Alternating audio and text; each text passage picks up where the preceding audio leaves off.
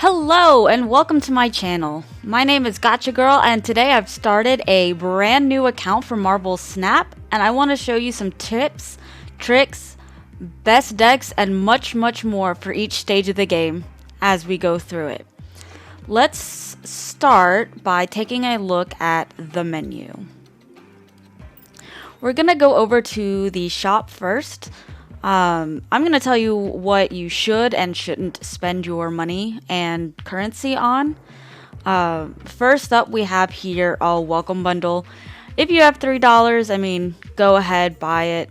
It'll give you Captain America, which you will unlock him later on, and 700 gold, which if we look down here, to get 700 gold, it would typically be $10. So it's a pretty good deal if you're only looking to spend a little bit of money. As we go further down, they start offering us variants for gold. That's purely cosmetic. It can help you with your deck collection, but there are much better things to spend your gold on, and you will get plenty of variants just by playing the game. So I don't find it as necessary to buy the variants, and in fact you probably should never do that. As well as the fast upgrade, you can buy the remaining boosters and immediately upgrade your cards. So you get boosters by playing the game. For every round that the game lasts, typically a total of 6, sometimes 7, depending on a certain location appearing, and some cards that can cause that location to appear. You will get that number of boosters for a random card in your deck that you played that match. So there really is no reason to buy these upgrades because you will get them as you play the game. And credits, which is what this currency is here, is very valuable, and you kind of want to save those for actually upgrading your cards and not buying the boosters. Here we have the credits. You can get 1 free 50 credits a day. So let's go ahead and claim that. And then you can spend gold to get some additional credits. If you have leftover gold, this would be an okay investment. But there's really, again, another better place to be spending your gold currency. And I'll be showing you that a little bit later. And then here we have the gold. You buy this for real money. I'm personally a free-to-play player, so I don't plan on buying gold, just through whatever I earn. But if you do happen to buy gold, you can use that to purchase credits. And something else that I'll show you a little bit later is where I think you should spend your gold. So here we have the mission screen. Every week you have to complete 25 missions in order to unlock all of these per week. I did it for last week. They haven't reset. They reset tomorrow in about 1 day and 8 hours. So later on tomorrow evening is when this will all reset. You can have a total of 6 missions available to you. These are completed within the game. They can range from playing cards, from playing certain cost cards, to having a certain amount of power, to playing certain certain cost cards from 1 to 3, 4, 6, pretty much any number you can think of. And they range from easy to hard, or regular to hard, and the hard ones will give you more credits. This is your source of credits. Complete as many challenges as you can every day. 2 missions refill every 8 hours. I'm going to have 2 more in about 7 minutes here to give us a total of 6. And I'm going to go ahead and, clear these out today as well, because I like to stay up on my missions. And this is where spending your gold really comes into play. For 120 gold, you can immediately fill 2 of your missions. So if you're someone who can't play all of the time and you really need to refresh those missions while you're playing, perfect. Maybe you're this short from beating one of the big challenges over here. Reset. It can't hurt you because at the end of the day, you'll be getting more credits, and more credits means upgrading your cards, which is, the goal we're trying to get to. And here we have the seasonal passes or the seasonal challenges. This one right here is like the beginner one, day one kind of thing. I believe we should be able to get through all of these today, and they give you battle pass levels. After you beat the beginner challenges, you'll be opened up to the seasonal challenges, and those are themed every month, and there are challenges and rewards that you can earn while playing through that month. Right here, like I said, we're still in the beginner, so we can't see what the current one is. Just because I've been playing, I know that it's the Symbiote Invasion, and that is a Spider-Man / Carnage pack. And the kind of rewards that you can receive from the pass ranges from cards to currency to player icons to variants to boosters. See mystery variant right there. All the way to level 20, you'll get this. And once we reach level 20, we'll be able to start the actual pass. But these have a bunch of good cards that we're going to need to unlock. So right now, we're going to go ahead and claim these generic avatars. We really want Ant-Man. He's a good card. Colossus is okay. Ironheart is okay.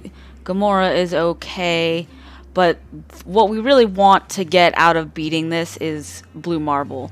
This is going to be a very key card in the early stages before you unlock a bunch of cards.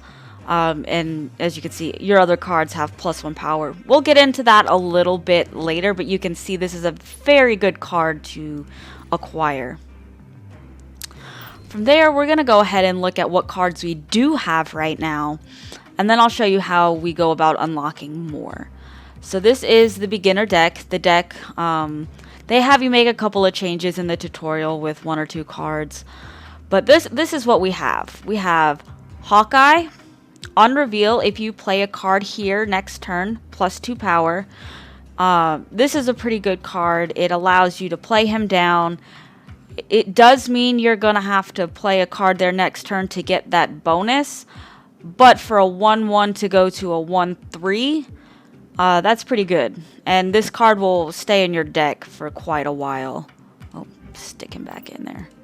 Next, we have Misty Knight. She is a 1/2. She doesn't have any abilities. This is going to be a card that we're going to take out rather early once we get some more key cards for our collection. Quicksilver, he starts in your opening hand. This ensures that you have a turn 1 play. Everyone in the early game is going to be running Quicksilver. It's not until much later that you get much more defined decks and Quicksilver kind of disappears, but you'll still see him every once in a while just because he is, that certainty of having a turn 1. Medusa. She's a pretty good early on card as well.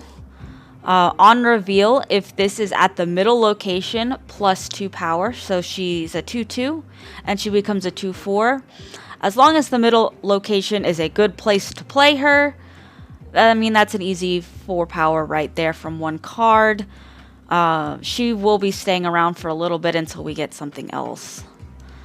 Next, we have Star-Lord. On reveal, if your opponent played a card here this turn, +3 power.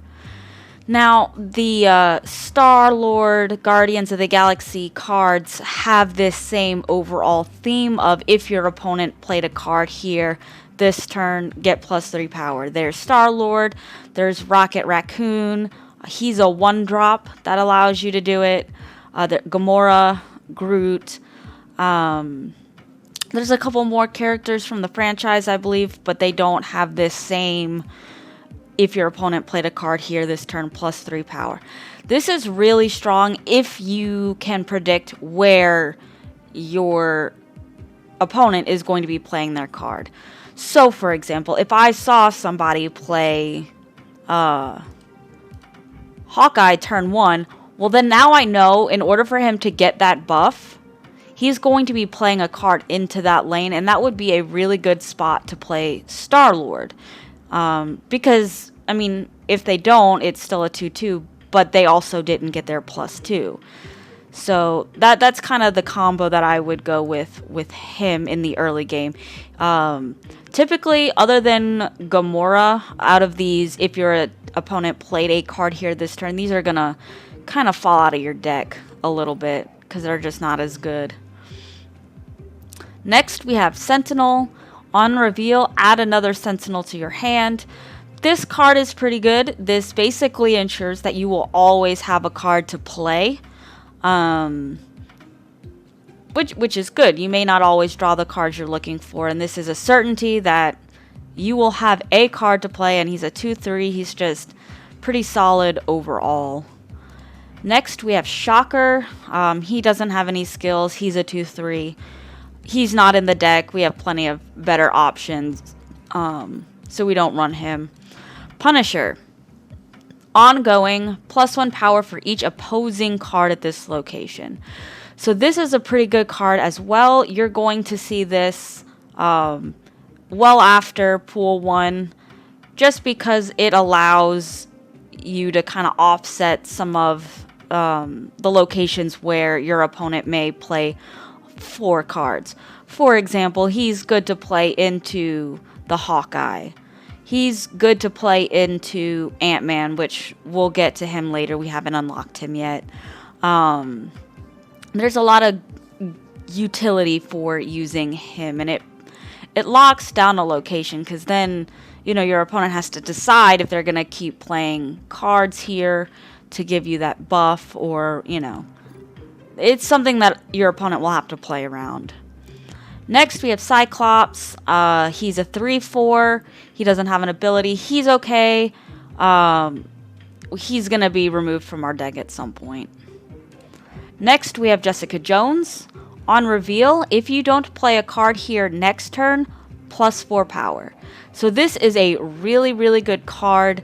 You will see him or see her throughout Pool 1 and a little bit into Pool 2 as well. Next, we have Thing. He's just a big, strong 4-drop, 6 power. He doesn't do anything special. That's why he's not in our deck. They're, you know, for our other 4 cards, she's going to become a 4-8. She's a better 4 card than he is. So he's not going to be in our deck. Next, we have Iron Man. Ongoing, your total power is doubled at this location. This is a really good card. This is probably like a tier 1, Pool 1 card. You're going to see him a lot in this early stage. And then you have Abomination. No abilities. Just he's a 5-9. So that's why he's in the deck. He's strong power, 5-drop. It just something to play on turn 5 if we, you know, don't get the Iron Man. And then we have Hulk. He's a 6-12. He's one of the strongest cards. He's not the strongest. There are a couple of others that take that spot. We haven't unlocked any of them, and we probably won't for a while. So until then, he is a pretty good 6-drop. And that's the cards we have. Now, I'm sure you want to know how we unlock cards, right? We've unlocked him once. And the way it works is there's different stages when you unlock a hero. So you can see here, to get him to rare, we would need 100 credits, which we do have, and 10 boosters, which we do not have. And it basically goes regular card, frame break, 3D, motion, I guess is what I would call it. It gets a moving background. Then we get shiny logo, so forth and so on. You can then like duplicate the card and you can start the process all over. So you will never run out of cards that need to be upgraded, which is good for your pool collection. We don't have anything to upgrade right now. I do want to take a look at the... Oh, do we not have... Oh, we took a card out. What did we take out? Oh, I guess we did want one of these 3 in there. If I had to guess... 3-4 or a 4-6? Probably gonna go with the 4-6. How many 3s do we have? We only have 1 3. Well, we'll see. We can always tweak the deck. Like I said, that card isn't really that important. He will be changing eventually. So let's take a look at our track. See, we're at level 1 right now. I had just unlocked Jessica Jones through the tutorial. The next, up till level 14 it is, you're going to get a good couple of cards. Khazar, we want him. He's going to go into our deck. Mr. Fantastic, he's going to go into our deck for a little bit. Spectrum, she's really strong. She may get a place in our deck. Nightcrawler, super good. He will absolutely have a place in our deck. Wolfsbane will have a place in our deck. White Tiger will have a place in our deck. And Odin will have a place in our deck. So a lot of our deck already is just going to be replaced by these first couple of cards. And then as you can see, you'll get 25 credits. Then you'll get a mystery card. So after level 14, all of the cards in pool 1 will unlock randomly in order until you have every single card in pool 1. You can get, like I said, currency, boosters. I thought there was a variant up in here, but there might not be until a lot later on. Right now it looks like just, you know, currency, boosters, and cards, which is good for us. Well, thank you guys for joining me. I hope you found this video helpful. I hope it provided some good, useful starting tips and tricks. If you enjoyed the content and you want to see more, please subscribe and hit that like button. It really helps out. I will see you in the next video.